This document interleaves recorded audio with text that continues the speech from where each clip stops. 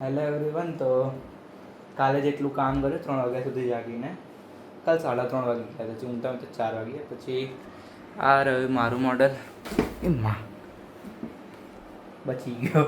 તો આ રહ્યું મારું મોડલ. મારે ઓલમોસ્ટ પતી ગયું છે. હવે આ બધું છુપાવવાનું જ છે મેઇન તો, બરાબર. પછી બીજું આ મોડલ છે. આમાં ઇશ્યુ એવો થયો છે કે આમાં જે આ સર્કિટ છે ને એ બંધ થઈ ગઈ છે.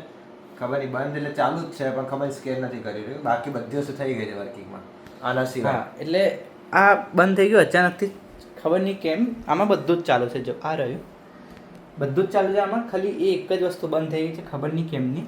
બાકી બધું જ ચાલુ થઈ ગયું. હવે કાલથી સબમિશન સ્ટાર્ટ થાય છે. ત્યારે પણ અમને આ લોકો એવું કહે છે કે તમારું મોડલ લઈ આવો. અમે લોકો હજી રેડી નથી એ વસ્તુ માટે. કેમ? કારણ કે હજી આ બધું પતી જાય, બરાબર, તો અમે લોકો લાઇટ્સ લગાવીએ. પણ આજ નથી પતું તો અમે લાઇટ કેમ નહીં લગાવી? એટલે સૌથી મોટો ઇશ્યુ હવે એ જ છે કે સાલું કરીએ શું આનું, બરાબર. એટલે હવે જોઈએ. બાકી આ તો અમારા રૂમની હાલત એઝ ઓલવેઝ આખો ભરાયેલો રૂમ છે, બરાબર.